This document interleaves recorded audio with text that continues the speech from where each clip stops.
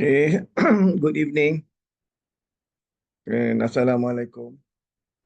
Good evening, Prof. Yes, good evening. Okay, today we will cover the next topic, which is on two topics actually, cover supply chain management and digital marketing. So when we talk about digital business, I think, and then especially on the e-commerce side, not digital business as you are all aware, is actually broader and deeper than e-commerce, but it began from e-commerce. And then when we talk about e-commerce, there are two sides of it. So there is this buy side, which is your suppliers, yeah, and the supply chain management, and your sell side, which are your uh, customers, yeah, which are your customers. Okay, so today we will cover the buy side and also the sell side, the supply chain management, and then the digital marketing. The topic is digital marketing. So, okay, when you talk about supply chain management, it will actually covers everything from the raw material. So it's not just your suppliers, but it includes your supplier's supplier and the supplier's supplier, meaning all the way to the raw material. Uh, Perhaps maybe you are a fully digital business, even though you are doing fully digital business, maybe you have trading something, or there are services that provided by the other parties. And then all this, you must make sure that you have access to all the raw materials, the relevant required raw materials, and the chain of supplies. So how do we make sure that there are a constant chain of supplies, and then our production and our activity and our businesses are not disrupted? That is one side. And then once you have your material on your side, and then you will do the production, which is your internal operations, and then you will supply to your uh, sales side, which is the marketing part, digital marketing part. So I'll share my slide. I put up the notes in your LMS. Your notes. This notes is on your LMS. So we have 1.5 hours. We will cover these two topics today. Mm.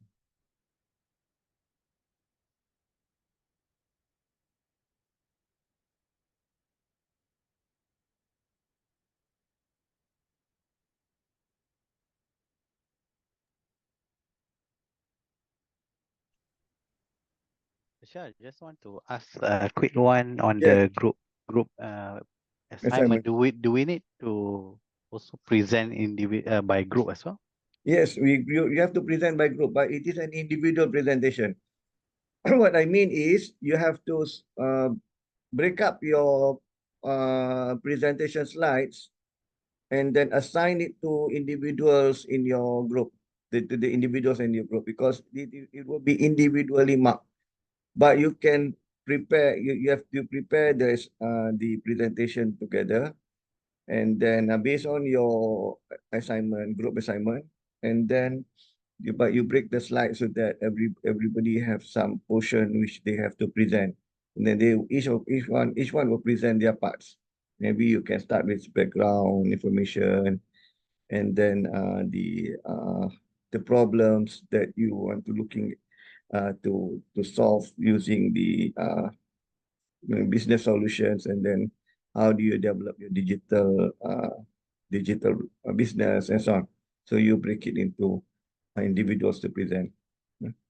Hmm. Last question. Is there any date for that presentation? The presentation is on during the last class. Oh, the last. Okay. The last class is actually we don't have we will cover before the last class, and then the last class is just a recap of what we have learned during the course, and then we will begin with the presentation. The last class will start with the presentation.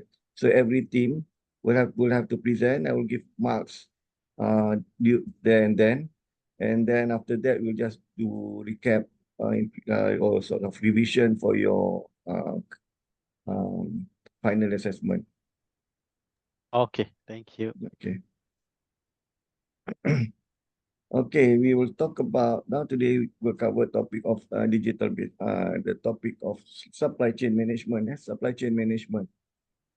So what is supply chain management? Supply chain management is this is members of supply chain management. Supply chain management is supply chain actually. It's about getting the supplies from your suppliers, yeah, which is your buy side, yeah, buy side from the suppliers to the organization. So there will be some chain of suppliers. So you get a simple view will be looking at the diagram A. You can have this you're getting material from suppliers to your organization, and then you supply the materials to the customers. Yes, so supply chain is actually from the suppliers down to the customers. It doesn't stop at the supply side. It moves down to the suppliers. How do you relay, how do you deliver the product or services to the suppliers? Meaning that it include after sales service. It includes after sales service, end to end. Supply chain is end to end. So how do you manage? That is what we call supply chain management.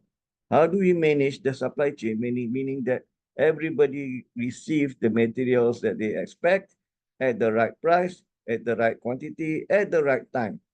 So everybody get what they require. So your raw material supplier may be some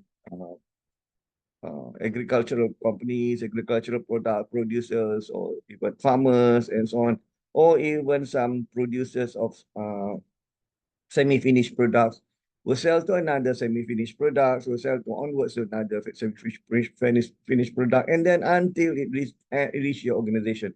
So it will include all these logistics, suppliers, warehouses, and so on. There will be multiple suppliers. So for a simple view will be at level at the diagram A, and then it will receive your organization. There will be an internal supply chain. Internal supply chain will be within your organization. It's called internal supply chain within your organization. You start with your logistics, receiving the material, and then you have some quality assurance to make sure the materials come in at the right quantity, right specification, right quality, and then pass on to the production department. And then maybe you have some layers of production. For example, in cars, you have these chassis shop, you have the paint shop, you have some upholstery shop, and so on.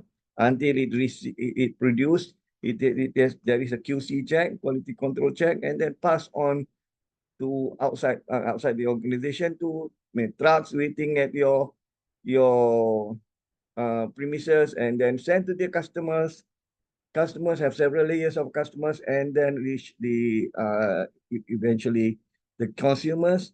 And then what are the support services that you provide? So all these are the supply chain, and then how do you supply them? And then there are systems like just in time, make sure that you uh, you have you don't spend so much in stocking certain products, and then you don't at the same time you have buffer.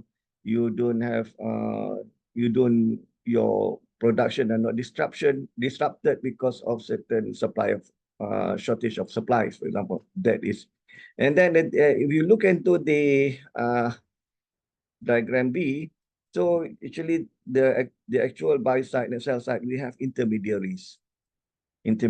So how do you manage? Because we don't really receive the materials direct from the suppliers. There are intermediaries in between the supply and the materials. So we have this upstream and downstream. How do we determine the upstream and downstream? Your company is in the middle. One you buy the side that you buy from is the upstream. The side that they sell towards is downstream. So this end-to-end supply chain management is end-to-end. Yeah? Begins from the suppliers, but it ends at your consumers. Okay, there is an inbound logistic that you have to deal with, and then also outbound logistics that you have to deal with. So this supply chain. So supply chain management is usually the coordination of all these supply activities, supply activities of an organization from its suppliers and partners to its consumers or to its customers. So we have upstream supply chain, which is transaction from the organization and the suppliers and intermediaries, or we call them buy-side e-commerce. And then there is downstream supply chain transaction between organization, consumers, customers, and intermediaries. So this is what we call the sell-side e-commerce. So supply chain combines buy-side and sell-side. Yeah, don't get confused buy-side and sell-side, because sometimes in my assessment I put in buy-side. Buy-side are not the people buying from you. The buying side is from where you buy from, which is your suppliers. Sell side is not your suppliers. Sell side is your consumers. You don't sell to your you don't sell to your suppliers, of course. You sell to your buyers. So sell side is your buyers, are your buyers. So what we look at in terms of the objective and strategies for an effective consumer response is we want to have timely, accurate, and paperless information flow for supply chain management. So, and then how we need to have a smooth, continual product flow, yeah, and then to various consumption level. We want to optimize productivity of retail space and inventory. We do not want to have to store too much products, too much raw material, and too much things in our storage. And then we want to optimize the time and cost in ordering processes. We call it lead time. For example, when you have we make an order, so the production department, they have a production usually any organization, they have their production schedule, they have their production timetable, they have slots. They have slots. So production, you have, for example, batch 1, batch 2, depends on certain product, they have slots. And then in order to put the slots, they want to, for example, if in an automated manufacturing, they will have to do this auto insert. Doing some auto inserted, auto inserting the machine will take some time. So they need to prepare for the production, and then they need to determine when your material will arrive. When the raw material will arrive, so they will do just in time, meaning they will set it up and material arrive and then produce and sell, uh, send it out, and then another batch will coming in with different, maybe different products. Certain organization maybe have hundreds of products, more than maybe small organization, or some large organization with small number of products, maybe have 20 or 10 products, but there are organizations that have hundreds of products. So they do batch by batch. So they need to optimize the time and cost in the ordering processes. And then they need to maximize the promotion. And then they need to do maximize effectiveness of the product development. Yeah, so there is strategy that you need to go through. You need to revise the optimization process, yeah, supported by the information systems. You need to have an efficient store assortment, efficient replacement, promotion of integrated the promotions be integrated in your supply chain planning, and then your product development process need to be improved, and to do forward planning with other partners, which include your intermediaries and suppliers and other intermediaries for your buyers. Yes. So this is a typical supply chain for a B2B company, a business to business company. So we have down suppliers who send the material to the supplier warehouse. We have independent wholesaler, B2B retail or exchange, and then we have distributor, and then receive to the organization. And then there could be some supplier agent that deals from the supplier that you can buy direct from the supplier instead of going through the intermediaries. Yeah. And then downstream from your supplier, you want to send to your customers, same thing. Perhaps you may have a company warehouse, independent wholesaler, retailer, distributor until it reach the consumer. And then there might be also a company agent that deals direct with certain consumer with a sizable volume. Yeah, usually manufacturer will not sell unit products. They will sell by cartons, by uh, large with large volumes. Yeah. So this is a typical. So there are two models for the supply chain management. Two models. Yeah. For supply chain. So for supply chain management, one we have the push model. Push model is the traditional model. Traditional model, when we say, I mean, many of us might have experience working. So usually early of the year, we will do some projection. What is the volume of the product? What are we going to produce? And then what is the volume of each production? Yes, we have determined. So for example, we have a target. Say we want to make 10 million this year. The 10 million comprised of certain 4 products, maybe certain products 3 million revenue, certain product 2 million, and so total up to 10 million. And then how do we get this 10 million? Because last year we make 9 million, 9.9 million. We want to increase by certain percentage. So we make 10 million this year. So the projection will have been determined by the board of directors, your top level management. They have decided that you want to grow by 10%. Grow by 10% of your revenue, and then eventually you can have a net increment of your gross profit, gross operating profit before tax, EBITDA, earning before interest, tax, depreciation, and amortization is about, say, you can target about 8%. EBITDA of 8%. So you target the 10% or 50% of revenue increment. So when you push up the revenue increment, the top level management will decide, okay, this product, what is the selling price now? You increase the selling price, and then you put up you cannot sell because the market competition is very high today. So instead of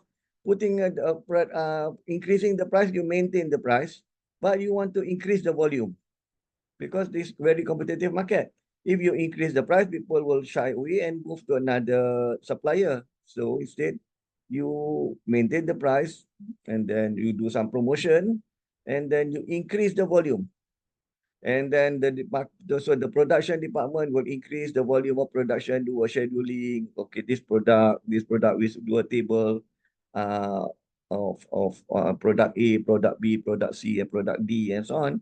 And then the marketing department and the sales department will push. The marketing department will do the promotion, and the sales department will do find their client accounts, and then get the client accounts to buy more of the product, maybe through the wholesaler, through the retailers, and so on. That is what we call push market, push strategy. We have determined how much we want to produce, and then we push to the market. So we load the stock in our stores, and then from the stores we load the stock into our warehouse to the distributors, to the wholesalers, to the retailers. Everybody have some portion of the products, and then to market. Yeah.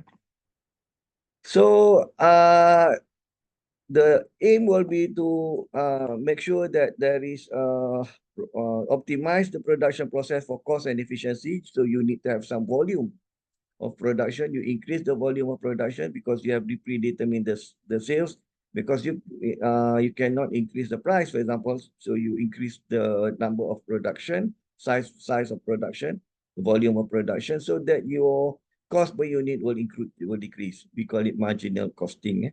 Well, you can read about marginal costing. So, and then the typical characteristic will be manufacturer will lead the new product development. There will be poor data integration, limited use, long cycle, and high inventory level. But what I mean to say is actually not so much of this. The idea is the industry or the company, the manufacturer is the one that pushed the product to the market, not taking into account whether there is product demand or not. So in terms of the information system will be an independent data management by the supply chain management, and then limited use of electronic data interchange. When you do not know what is the demand for the products.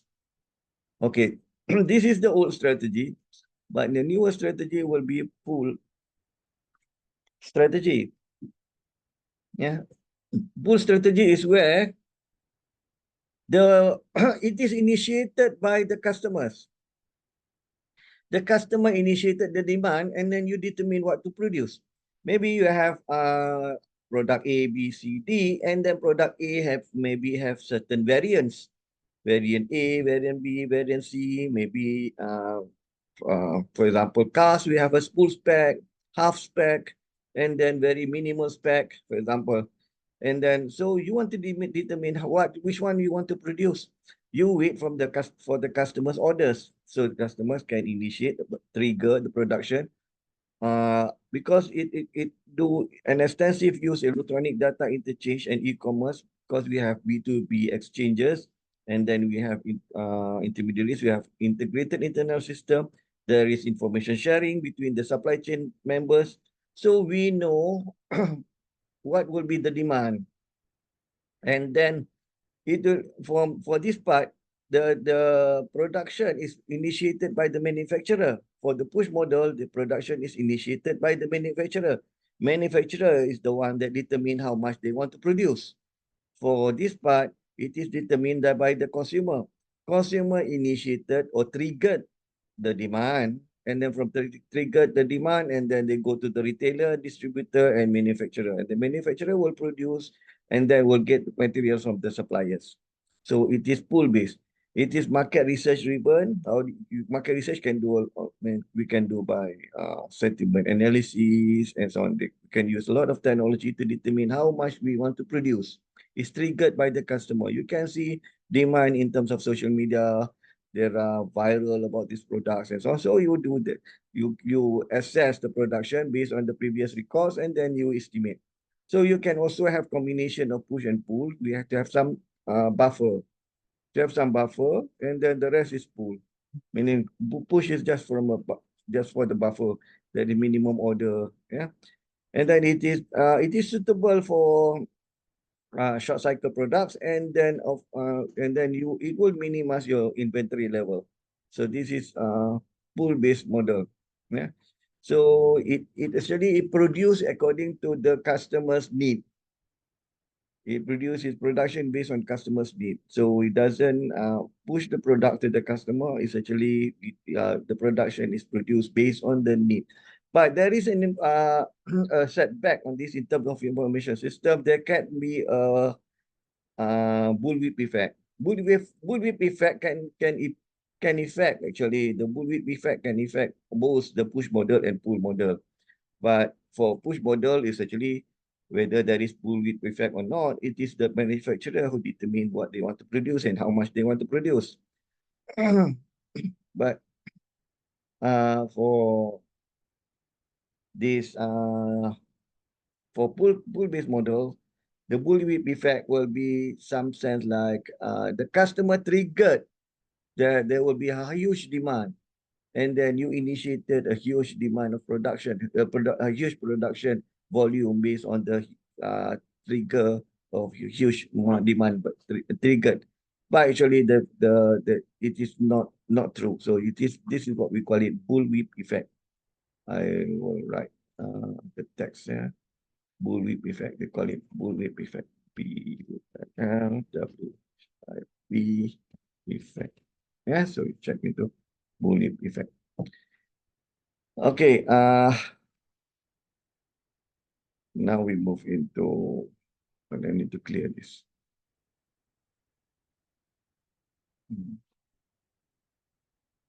Okay.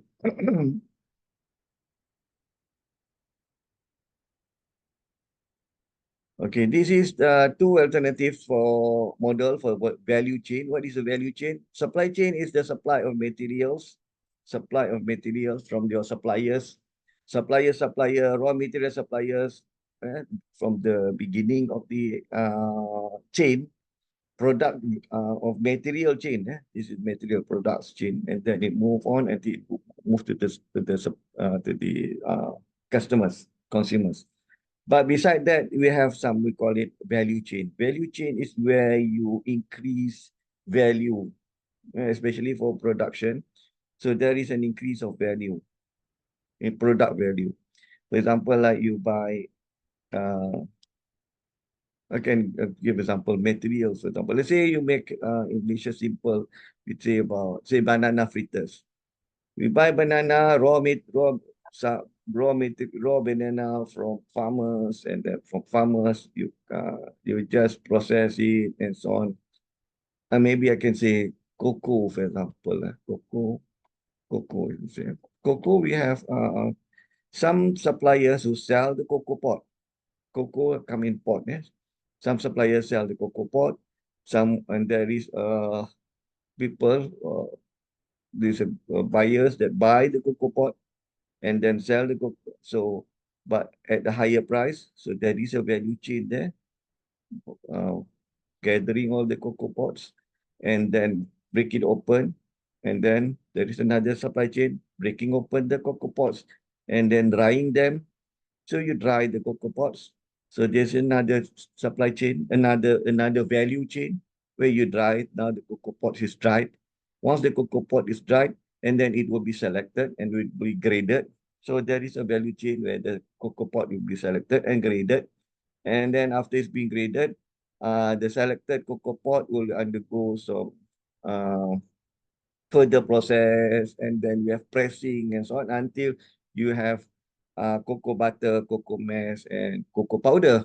And then cocoa powder will produce chocolate that we buy. Cocoa mass also we get chocolate. Cocoa butter we will get some move into cosmetic industry and pharmaceutical industry and so on. So every level there is a value chain. So that is value chain. Yeah. Same goes with the product. We have primary value chain where materials come in. This is within the organization. Within the organization, we have inbound logistics, taking the product. We have production. There are layers of internal production. And then we have outbound logistics. And then there is sales and marketing that do marketing. And of course, there will be margin there when you do marketing as well. So this is a primary value chain. Yeah. And then there is a revised model of the value chain where we begin from market research, new product development, market product, procure material, procure products, manage and selling and fulfillment. There is a revised value chain. This is a value chain. Just looking at the value, not on the product, but the value.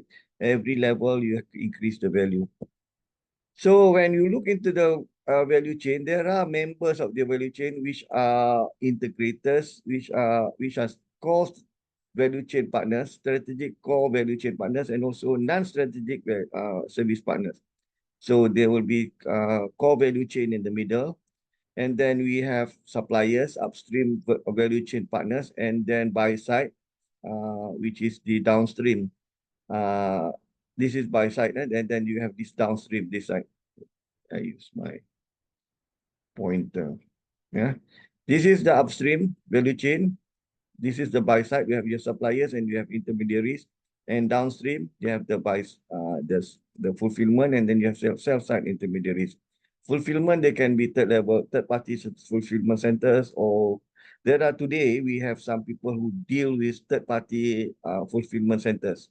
They, for example, companies that fulfill certain products is for example, in e-commerce, when you sell products, there are companies like in Malaysia we have something like Parcel Hub, and then we have companies that uh, what this is Lala or something. Yes, so that move the product from the sellers to down to the consumers. Those are fulfillment centers. Yeah? So we have this core value chain partners, which involve in inbound logistic, manufacturing, and product warehousing. Yeah, and then we have these value chain integrators, which are not non-strategic. Also, these are value chain integrators, and then we have also non-value chain integrators, which are comprised of non-service service partners, include finance, human resource, and admin. Yeah, so including in the information system partners include strategic outsourcer, system integrator, internet service provider, WAN provider, wireless area network, and then ASP provider. So this is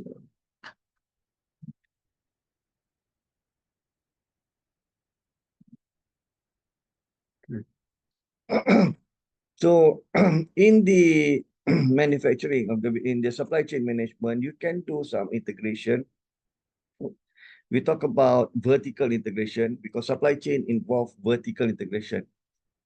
There could also be horizontal integration, but horizontal integration is not in the scope of supply chain. Horizontal integration is where they they are at the same level with you, and you integrate to capture the market. Sometimes we do mergers and acquisitions to expand our market. They are at the same level. But for vertical integration is where we either buy both our supply chain upstream, or we buy downstream, yeah, downwards our supply chain. So we can have integration. So we can have vertical integration. So usually it's done by majority of that manufacture in-house. They do vertical integration. So in order to get proprietary production, you can also have vertical disintegration, meaning you break up, you portion out certain component of your products to be outsourced. Yeah, to be outsourced. So you can, for example, like you are producing certain electrical computer products, for example, like the uh, the solid state drive, for example, the hard drive can be outsourced to some other companies. Yeah, even for example, automobile manufacturers, the lamps, the seatings are produced by other companies. So it is vertical integration, or you can do virtual integration, where it is totally rely on third party, and then you combine these products virtually and then build it. So this is virtual integration. Yeah? So there are 3 levels of Sorry, integration. Prof. Sorry to Yes, interrupt. Could it be yes. possible, Prof, that one company can have vertical integration, vertical disintegration, virtual integration, something like, let's say, Petronas? Would it be Okay, possible? it can have, because they have different products.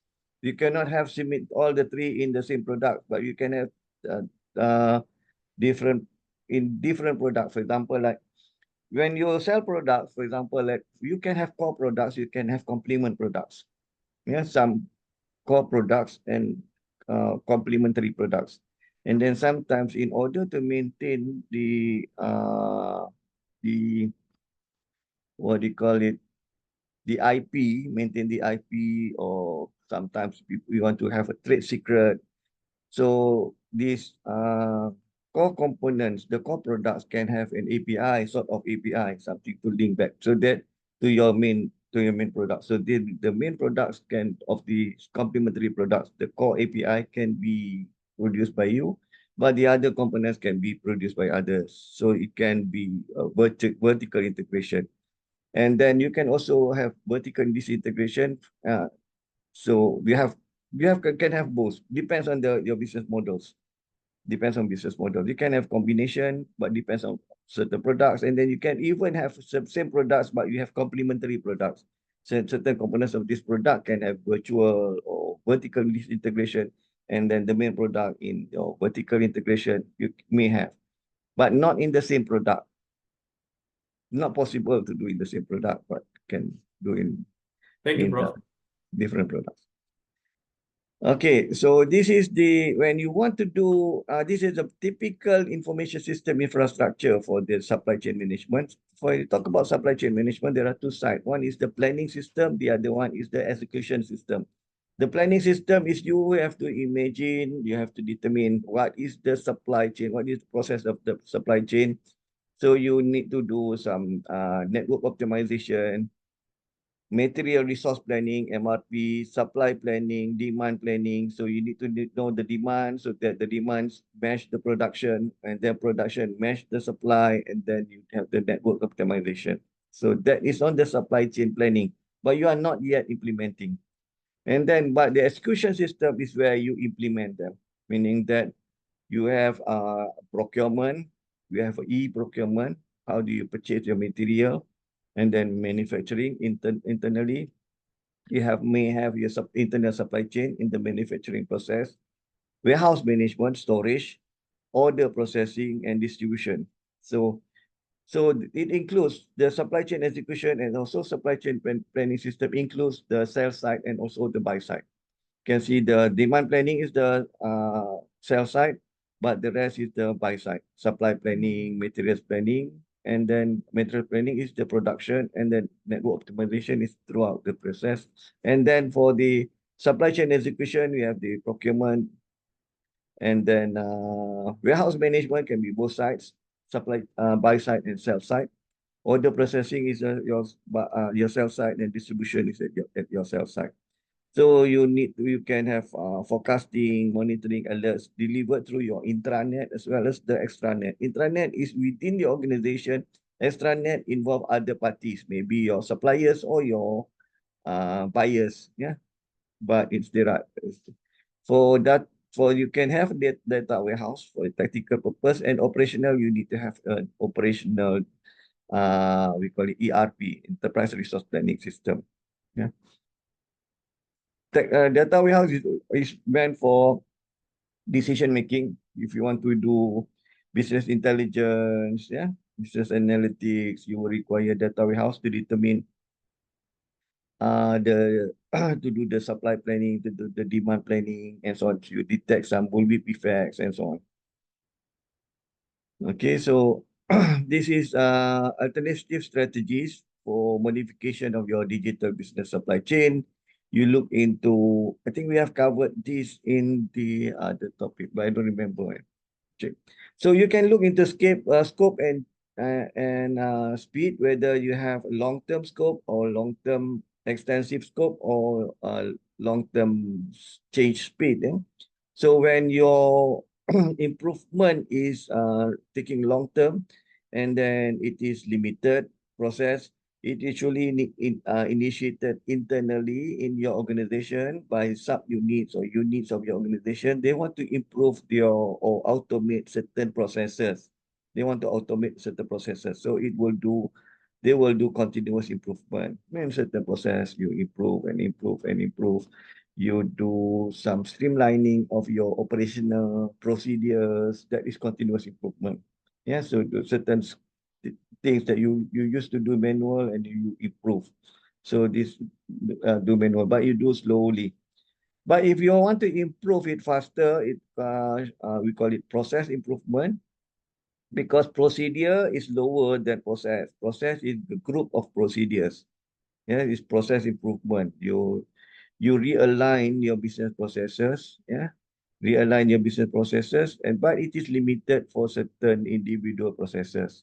But if you want to do, over a period of over a group of processes, we call it radical transformation. We call it business process re-engineering or business process redesign. It's radical transformation, long term. Or if you want to do extensive, but you want to do it very fast, you can do process integration and process disintegration. So this is some changes that you do. Maybe you want to do transformation of your business processes within the organization. Yeah. Okay. Now we move to another subtopic of supply chain management, which is on procurement. So it is, how do you do procurement? So we'll do 5 rights for procurement. What you need when you do procurement or you do purchasing? You need to buy them at the right price, and then you need to be delivered at the right time, and then at the right quality, of the right quantity, and from the right source. So this is where this is by Bailey et al. 1994.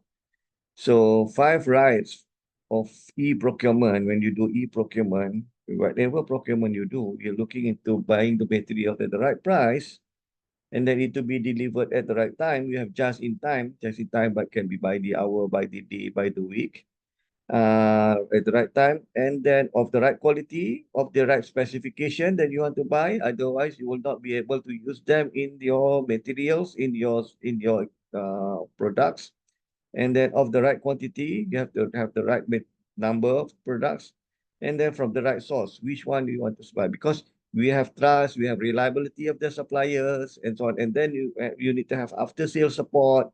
We do not want to buy the products and then we want to buy again. The suppliers are no longer there, or the suppliers are not be able to support when there are problem with the products and so on. Yeah, so this is the 5 rights of e-procurement. So what is the normal stage of e-procurement? This is the process of the key procurement activities. When we are using products in our units, in our department, for example, so we begin here. Let me think those who have been working will be familiar with this. We will start with originator. You find that you are short of maybe some stationery, some short of certain materials. So the originator will produce a requisition.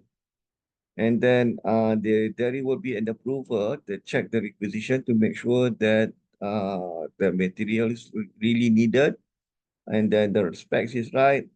They don't buy too much. The quantity is right, and so on. The specs right. So based on the 5 rights just now, when do you need them? And then when you need to determine the lead time, and then go to the buyer. Buyer will have to determine which suppliers that they will buy from. They may have a contract with certain suppliers, or they need to do a buyer's process where they have to select the suppliers. They can have a tender process and so on. And then determine, although based on the purchase lead time, when this is required by the originator, and then they will issue a purchase order, PO. And the purchase order will be sent to the accountant will approve, and then send to the and then the buyer will issue the purchase order. Yeah, the buyer will issue the purchase order to the supplier. Supplier will send delivery order, delivery note together with the invoice. And then they will, this with the purchase order copy, the accountant will look into the purchase order and then make payment. And then material will arrive at the warehouse in the meantime. Yeah. So these are the basic process of, I think most of us, or most of you are working, so might be familiar with it. If there is anything that you're not familiar, can just ask me. I think, is anyone not clear on this process? Things, this is basic process. Yeah? There might be some more complicated than this. Okay, and then this is the description of tasks, process flow analysis for the traditional procurement, where we have tasks like, for example, process, transport, inspection, delay, inbound. So these are the chart symbols, and then searching for the goods, filling the requisition, sent to the buyers, and so on, and the time taken for each of them. So this is a fulfillment process. Fulfillment is when you receive your material. So this is the lead time. Lead time when you start your order, and then until what material you will when you will receive the material. So the originator will select, request the order, manager approve, buyer will place, or purchaser, sometimes we call it in office, we call it purchaser, originate the places order, and then materials will receive, matching and payment, and then this is the fulfillment cycle. Yeah. So we can buy from for e-procurement, we can buy from one to many, meaning the trade will buy to many suppliers, or we can have many suppliers buy in one buyer's website, or many to many. So we have B2B, B2C, we have B2B and B2C and C2C. Yeah. So this is the data for re-procurement. We have firewall, aggregated suppliers, e-procurement software, and then the back end of the procurement software will be the ERP system. Yeah. Okay, that is the supply chain management. Any question on supply chain management? Okay, so we move on to the next part, which is the digital marketing. Digital marketing, what is marketing? One is this definition of marketing is the management process responsible for identify, anticipate, and satisfy customers' requirement profitably. So we need to make profit for doing marketing. So first we need to identify this. Actually, there is some tasks we do here, but we don't have time to do tasks.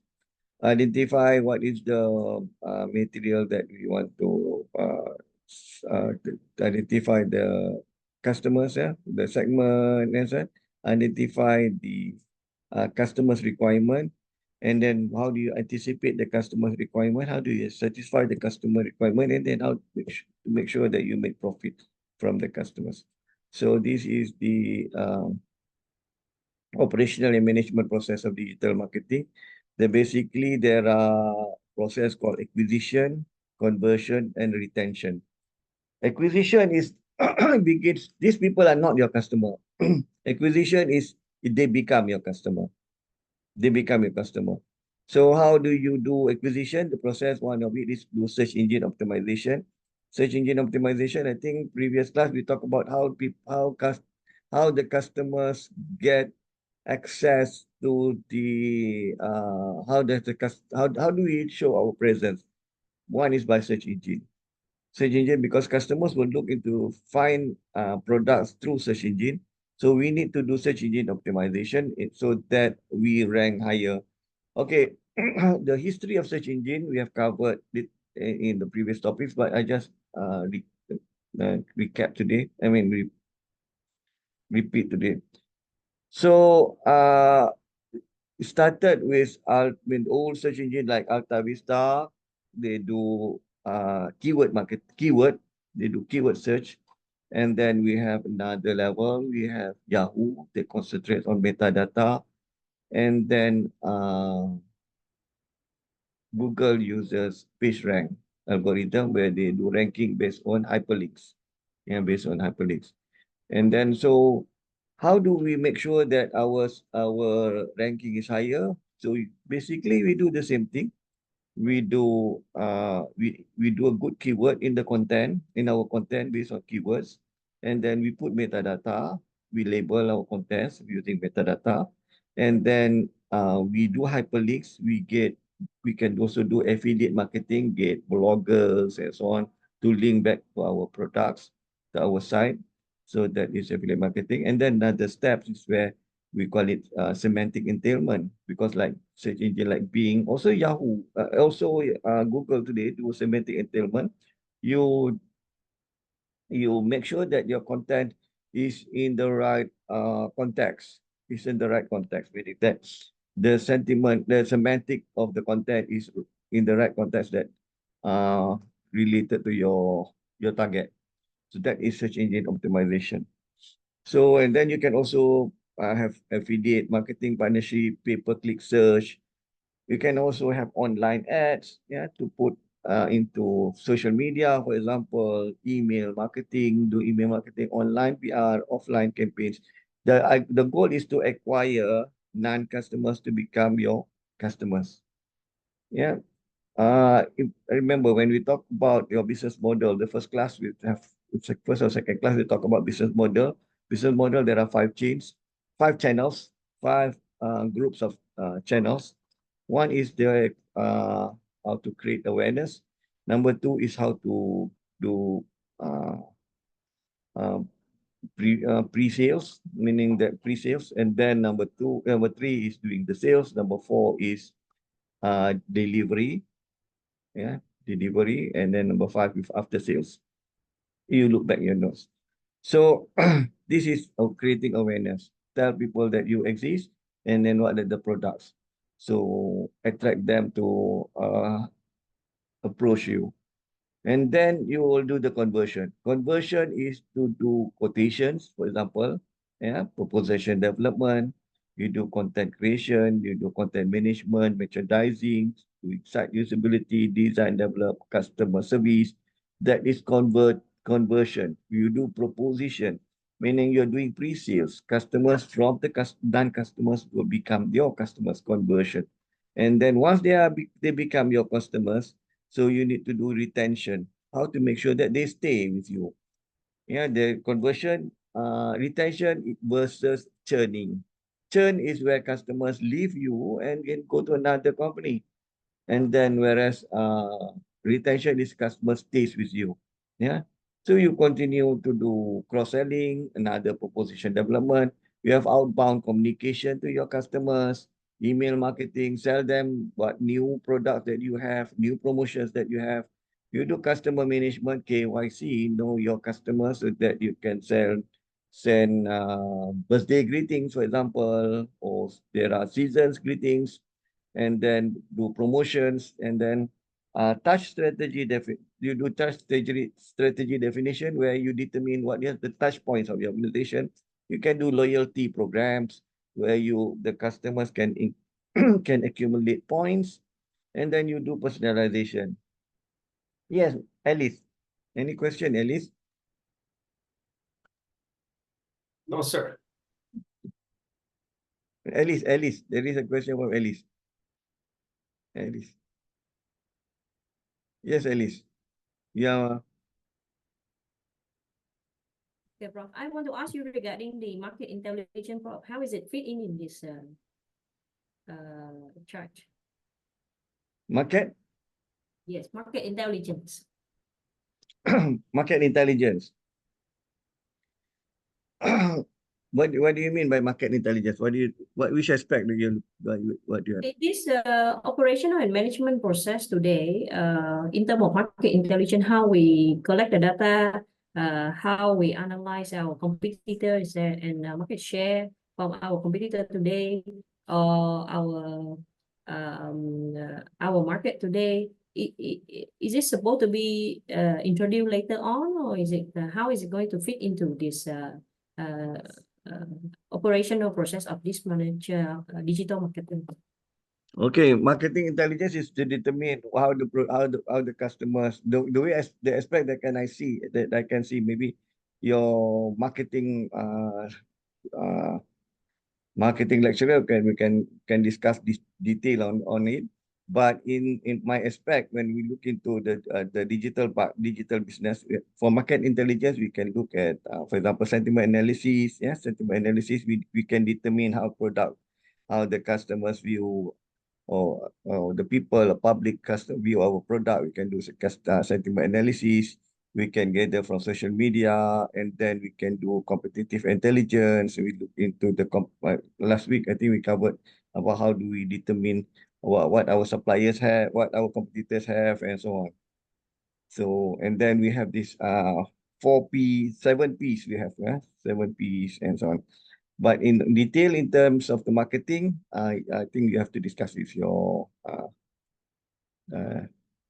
marketing lecturer, marketing topic, yeah. Okay, Alice. Okay. Now, in terms of this, in terms of this retention and growth, we look into the proposition development. This part of proposition development is more towards when you do cross-selling, or you do how do you retain your customers. It's about how you retain the customer. And personalization. There are two methods of doing personalization. One, you can have explicit personalization where you get your customers to key in into the system. Meaning that they have system, they key in information, they register. That is explicit. The other one is implicit, where we use cookies. To determine where they have been in our portal, website, and so on. And then we determine we somehow predict what they are looking at, and then when they come again, we can propose some new products that they couldn't find. For example, that is personalization. So there is an operating process here, and then the one that we look at will be performance improvement. We include management information, web analytics, customer analysis. Web analytics is looking into their clicks, number of clicks they move, and then where do they move into in your site. And then customer analysis, you determine the customer segment, and then you design the guideline operating procedures. For example, you do social media marketing, and then you develop some technical infrastructure, service level management. Okay, and then the other part in the management process, this is a operating process, and then you have this management process. Management process, we look into the strategy, and we move this to the side. Okay. Involve strategy and planning. How do you create the vision, assessing the technical innovation that they have, do marketing analysis, financial analysis modeling, multi-channel customer experience, and then annual planning and budgeting. And then managing relations, you can have supply chain. We can have this CRM, customer relationship management. How do you combine with your system? And then interface with senior management, interface with marketing, corporate communication, with IT, staff development, retention, managing external relations, vendor selection and management, and managing improvement and change. We can apply CRM here, customer relationship management. Customer relationship management is not part of this. Customer relationship management involves three components. One is the marketing part, and then you have sales part, and then you have the servicing part. Yeah. The marketing part will do the promotion, creating awareness, acquisition. That is the marketing part of your CRM. And then in your CRM will include, most CRM today have included sentiment analysis. Sentiment analysis will be crawling into the social media, and then getting sentiments from the social media, assessing them, breaking them into, I think we covered that, yeah? Breaking them into subjective and objective, and then the objective will break it into positive, neutral, and negative. And then from there, it will provide information of how people perceive your products. And then that is the marketing part. And then you have the sales part where you will deal with your customers. Yeah, or how do you close with your customers? How do you close your business with your customers? It's still in your CRM. And then the third part will be how do you retain the customer? Yeah, cross-selling and so on, providing services to customers and so on. That is CRM. That is still in the managing relations. So the digital marketing part will be, I will usually started with business strategy, and then you need to have your marketing strategy, and then you have to plan for different markets. How do you determine the segment? You can do, there are several techniques actually. You will be guided how to break your segments. One of it is we do clustering of your customers. You do clustering of customers, you group your customers into clusters according to their need, their favoritism, and so on. Yeah? And then you communicate the marketing plan to your you have to develop your digital marketing plan, and then you will have your digital business strategy, and then you will have a IS and IT strategy for the internal organization. Yeah, this is how you develop your content marketing. If you do content marketing.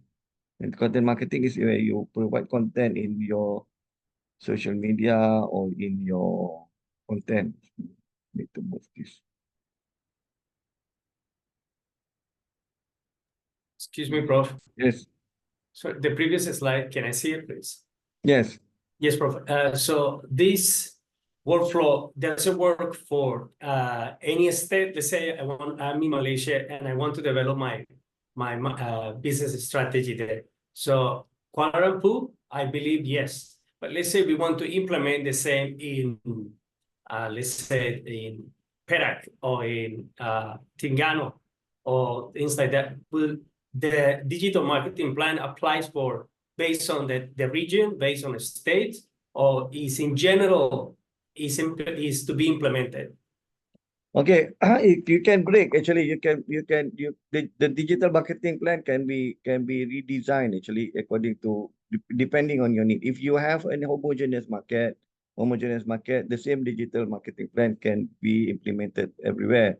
But if you have a heterogeneous market, meaning your market are different, so the digital marketing plan will be different.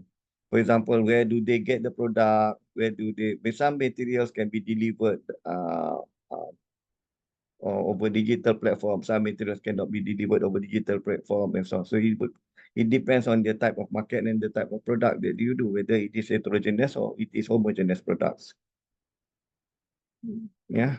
Okay. Actually, you will know when you start doing it. You will know. Thank you, bro. Okay.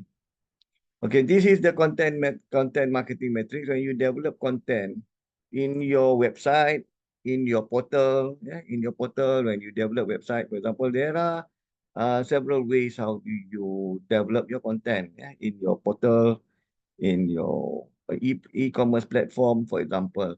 So you can you will be applying moving from emotional to rational, and then from awareness to creating purchase.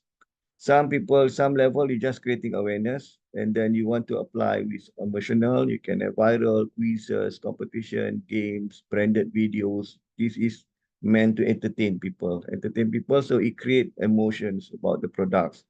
And then, but some people will look into more rational.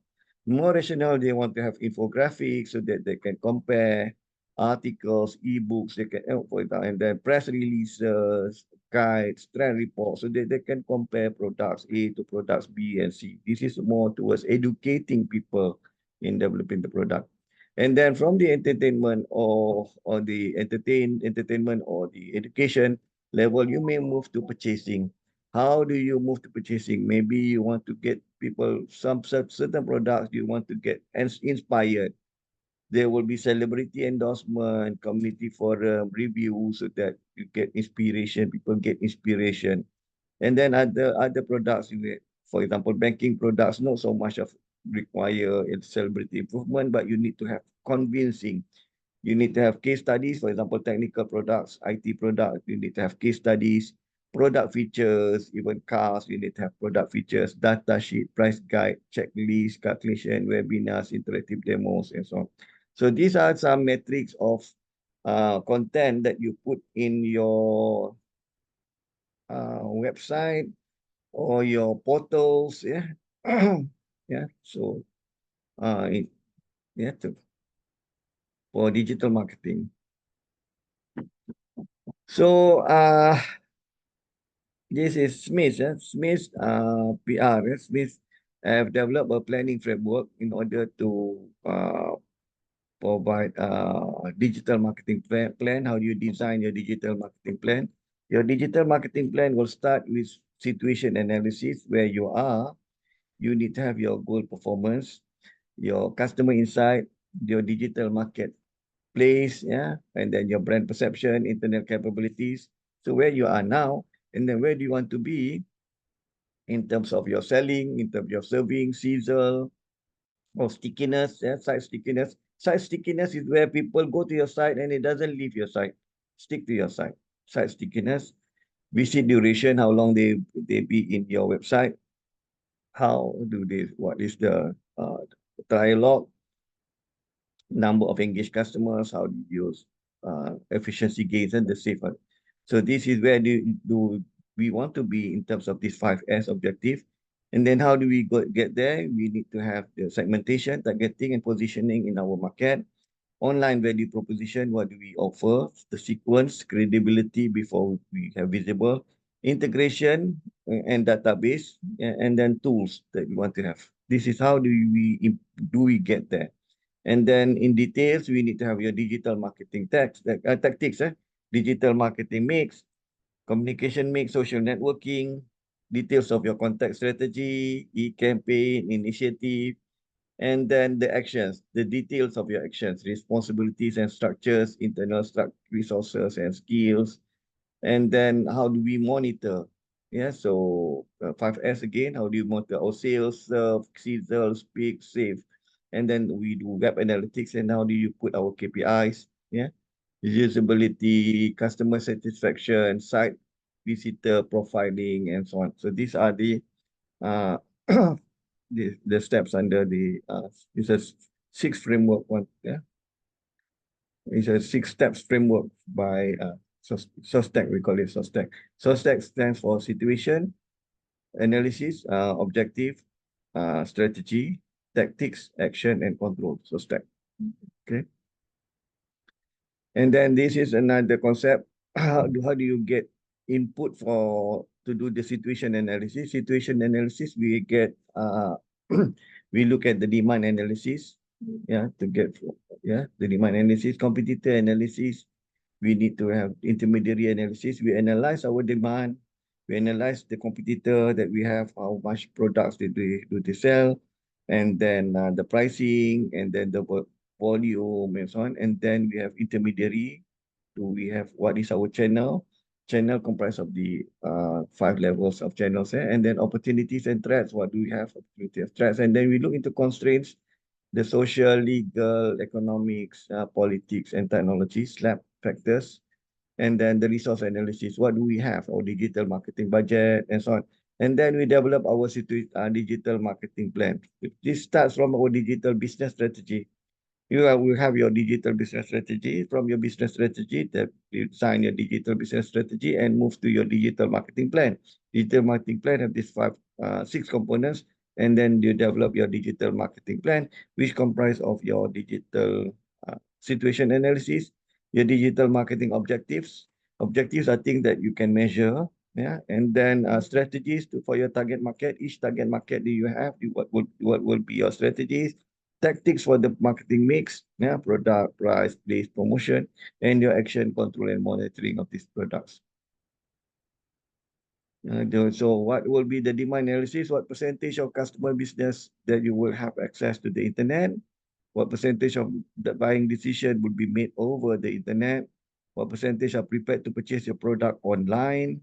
And then what percentage of the customers will have access to internet but are not prepared to buy online, but are influenced by web-based information to buy products offline. Some people buy product offline, but they have information from web-based information from the web. Yeah, so it's more of creating awareness instead of the transaction. And then what popularity is they have on Web 2.0 features, blogs, online communities. And then Web 2.0 includes social media, Web 3.0. And what are the barriers to adoption amongst customers of different channels? Because maybe you can look into different channels like your question just now, Jamie, on whether you want to implement in Terengganu or Penang, or whether it's the same. Depends on what are the, it also include in what are the barriers that they have. But for example, most parts in Malaysia, we don't have problem with internet. Maybe perhaps in the East Malaysia, certain areas they don't have internet, for example. So you look into the barriers of adoption. Sorry, And excuse then, me. yes. Sorry to interrupt. In the previous slide, sir. Yes. So, sorry to, it's some sort of, I'm not deviating from this, but I'm thinking at the same time about the assignment, and we have assignment, individual assignment and also group assignment. It's expected from us to do this digital market analysis as is presented here in your, or this is more like a lecture? Or more like a lecture. More like a lecture. No, it's not expected that level of details in Yeah, not to this level of details. Thank you, Prof. Yeah. This is where you actually in real life we do this, but we don't do all, to be frank. Okay, this is toes and SWOT are the same thing. This is how the strategy. I think I've covered this. I've covered this, the same note. I think when you do your SO strategy, this meaning that you have your strength and then but you have opportunity at the same time. So you will be in your attacking strategy. So you can migrate customers to web strategy, refine customer contact, and so on. But if you have weaknesses, but at the same time you have opportunity, you will build strengths for your attacking strategy. So here, if you have strength, but there are threats, then there are threats. You do defensive strategy, introduce new internet-only products, and so on. You add value to your web service, refine your online value proposition, yeah. And then if you have weaknesses and you have threats, the time you count, you will build strength for defensive strategy. So we have covered this last lecture, yeah, so I will not repeat. So in your bench, how do you benchmark your organizational digital marketing capabilities? You look into current profitability of your digital channel. You have digital channel, and then what is the profitability of digital channel? And then marketplace performance, comparing how much of the sales actually come through the internet. What is the revenue model to business and revenue model? Yes, so compared to the other marketplace models, and then how is your marketing communication techniques? Is it clear, provided in the website, in your portals, how to the site support all stages in the buying decisions and so on? Yeah. And then what is your services that you offered in your brochureware, in your website? Yeah. And then how do you implement your services, yeah, in the site design, aesthetic, and so on. The 7 Ps will include, I'll cover the 7 Ps later. Business, what is the other approach of goal setting? You look into your contribution of your site to the revenue. How do you, your site leads towards your marketing effectiveness, market share, your customer service? How do you determine your marketing mix, yeah, in your sites? And then internet effectiveness. So specific measures to assess the way website is being used, yeah, in your marketing. So this is the basic thing. Yes, Alice. Alice, yes. Yeah, I want to ask regarding the effectiveness of a digital marketing campaign. Yeah. So if let's say we spend quite a lot of money to drive digital marketing where we heavily invest in, for example, search engine optimization or pay-per-click.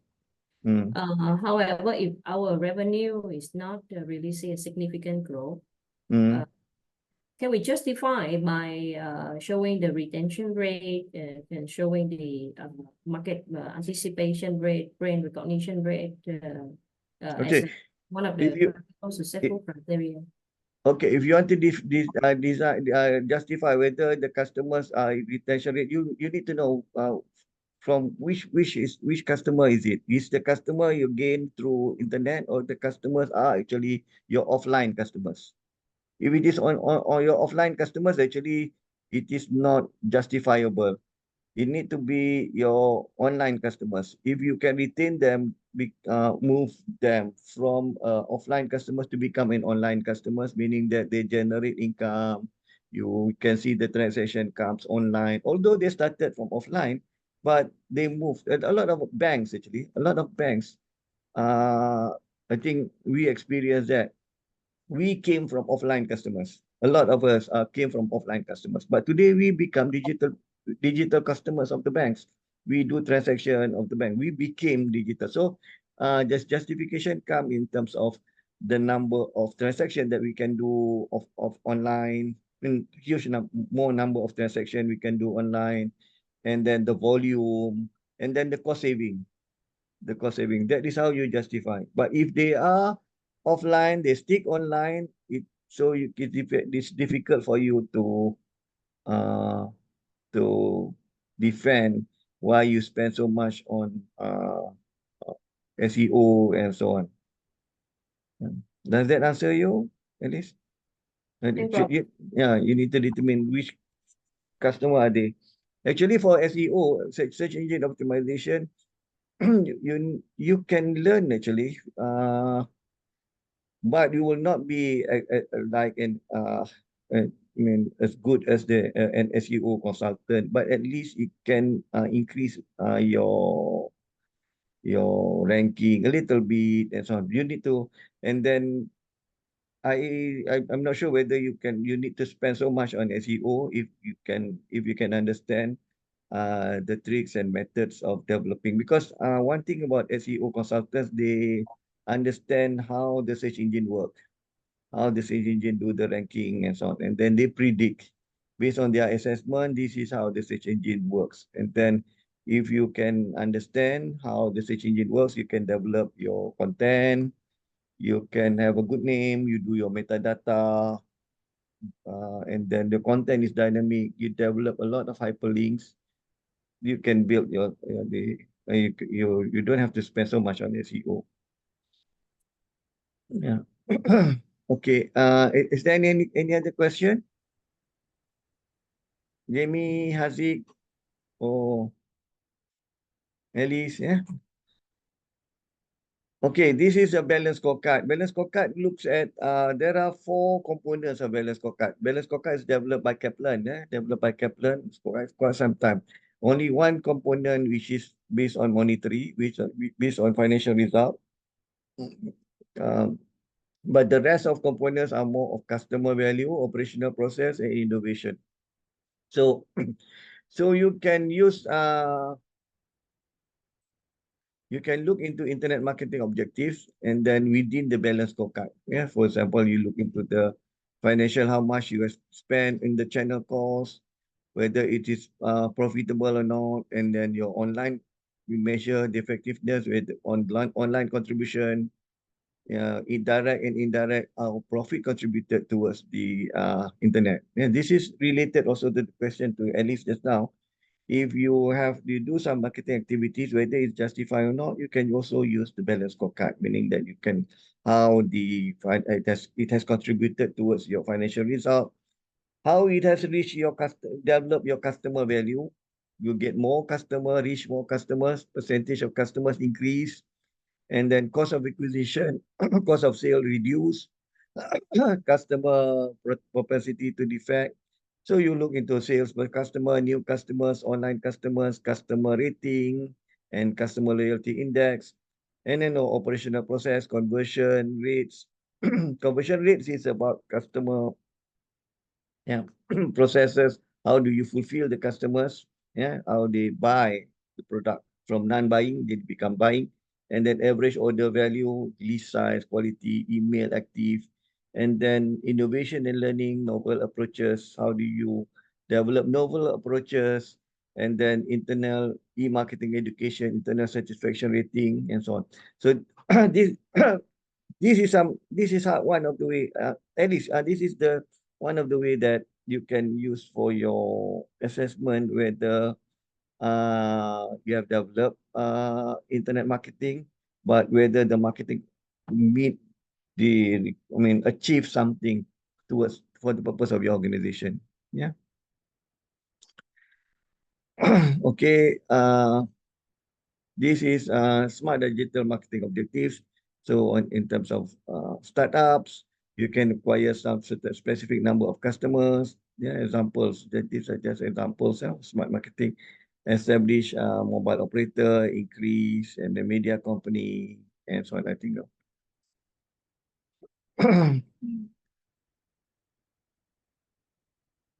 This is focus on e-commerce related strategic initiatives. You can get new customers. Digital marketing strategic initiative, you can get new customers. Customer acquisition strategic initiative, you can apply SEO, affiliate marketing, search engine optimization, and then customer conversion, how the customers convert non-customer to non-customer, customer experience strategic initiative, and then customer development, growth strategic initiative, and then channel integration initiative, and then enhance your marketing capabilities. So this is the how do you do target marketing strategic development. You need to first, you start by doing segmentation. So it is informed by market research. You will get the segmentation of your customer needs, and segment your market. You will have the definition. I have another course actually on business intelligence. I teach how you do the market segment using clustering. And then you do target marketing. Based on the segment, you do positioning of your product based on the competitor, your internet analysis, identify the proposition. You have your core brand proposition, value proposition, and then you plan, and then you have online marketing mix. So online value proposition, you need to have a clear proposition, clear differentiation from the competitor. You need to have a target market, how to proposition will be communicated. I will just skip some of these. How the segmentation variables tend to be predictive on your response will depend on the target variables. Most of it will be based on the behavior. So look into demographic profile data, lifestyle or attitude and preferences. And then how do you determine your content publication and syndication will be through blog, real syndication, Twitter, Friendbooks, and all. I think this one. Detail. Communication model is comparing communication model, traditional media and the new media. In media, we have interactivity with the customer. Traditional media, TV, print, radio, and so on will be pushing, but more direct response will be very minimal. But today, with social media, we have two-way communication, and with intelligence, we can communicate with the customers. Yeah, and then between broadcasting and personalized communication with the customers, where broadcasting with the same message will be sent to all the customers, where with cookies and personalization, we can have personalized interaction with the customers. Yeah, and then integration of part of the digital marketing strategy. We have intermediaries. We can have web, email, full mail, and by person. Yeah. So this is another model. It's on channel integration. How do you integrate your channels? Combining channel integration is where you look into you have two channels, offline and online. You integrate both online and offline. For example, product evolution will be done offline as well as online, and decision to purchase will be done online and offline. So you combine both. Yeah. And then the 7P, 7P for using internet will be on the product, promotion, price, place, people, process, and physical evidence. Yeah. So this is a 7P. 1, 2, 3, 4, 5, 6, 7 P's on the product. Do we vary the mix digital replicate online? I think I'll skip this. And then I'll give some example, differential pricing, pay-per-use, place. This is the 7 P's just now. This is 7 P's. People, process, I'm sorry with it.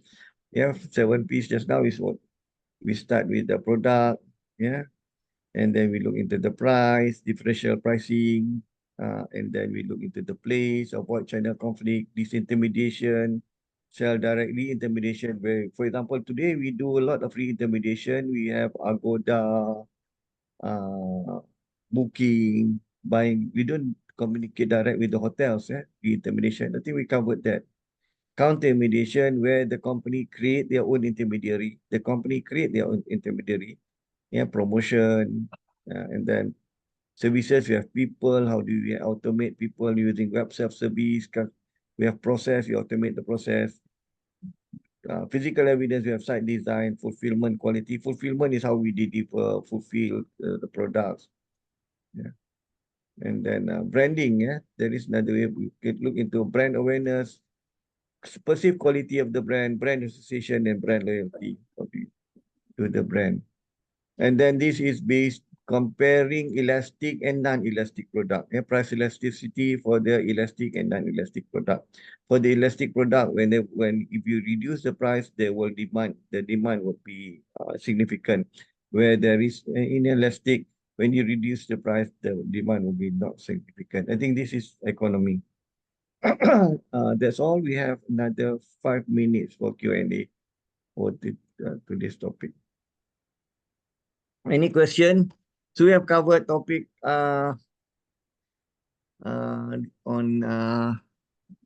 please read through the notes given, yeah, and then there is no proper textbook, but please read through the notes given. But you can also read other materials. Any questions so far? I'm quite fast today, I think. But the topics should be familiar with you. You have learned in operations management and in marketing, yeah, topic. Yes, Alice. Yes, Prof. Going through all these models were introduced today, Prof, I see there's certain similarity in those models. Yes. which one do you recommend would be more suitable and most relevant to in today's changing world? Okay. Actually, I will not recommend any specific model because it depends your situation. Sometimes the situation is different. Depending on your product mix, depending on your customer mix, who are your customers, and the barriers of the customer, whether your customers are fully internet or some customers are not fully internet, and then certain product, whether you are fully digital products or not, some of your products are not digital product or non-digital product. It will depends. So the different models will suit different for different needs and for different group of segments customers. I will not recommend one model to fit all. Yeah. Okay. What is your experience, Alice? What is your background? Your industrial background? My background is in software analysis role, but then I switched to sales and marketing when I manage Intel global account and Yeah. So you deal with a lot of digital product, right? we do have software product. Yeah, digital. That would be digital, and then we have so my employer right now is Intel, so we have software and Oh yes, we also have hardware. Yep. Yeah, you also have hardware. So, but basically, for digital products, it's easy. You can just send anywhere because that form of software. But in terms of hardware, there is a different needs for hardware, and the same goes with other products like although it's digital, it is digital business. For example, like things like the bus services are physical. For example, like you have Grab today or Airbnb. It's a digital business, but the service is physical. The services need to be done physical, so it will be different. Yeah. So there is no one size that fits all. So okay. Any other question?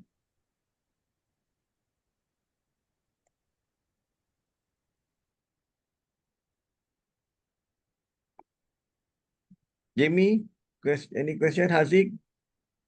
No, sir. Thank you. Okay. If there is specific questions relating to your particular business, maybe you just can communicate with me. Okay. Okay. Okay. Doctor, Yeah. just a question Yes. regarding the presentation, right? Yes. Do we have a duration for the 20 presentation? minutes actually. I target 20 minutes presentation and 10 minutes Q&A. Okay. An hour. But depends on also depends on the number of groups that we have, because I don't want to spend so much time. We only have 1.5 hours to do the presentation all in, because your class is 1.5 hours. It's during the class. The presentation is during the class. We only have 1.5 hours.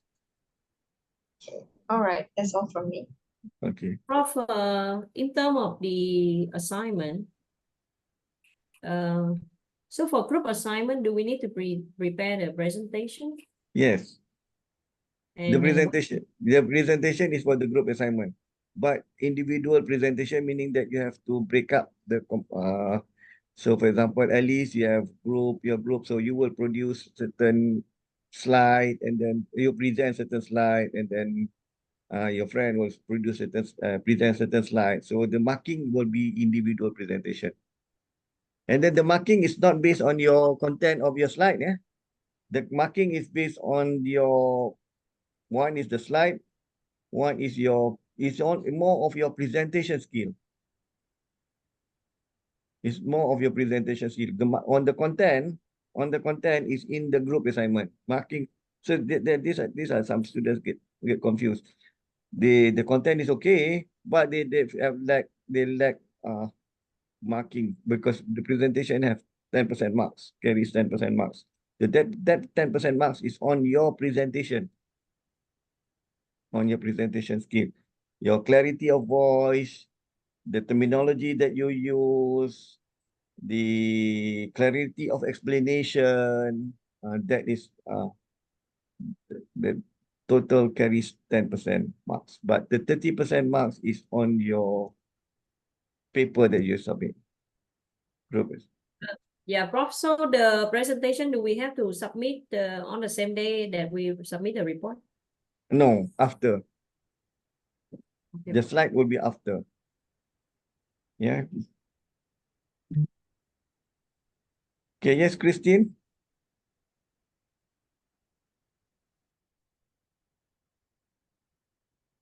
Okay. Thank you very much. If there is no question, thank you very much. Thank you. Thank you, Prof. Jimmy, Alice, Prof. Haziq, and all. Thank you. Assalamualaikum. Thank you, Prof. Night. Thank you, Prof. Assalamualaikum. Thank you, everybody. Thank you. Bye.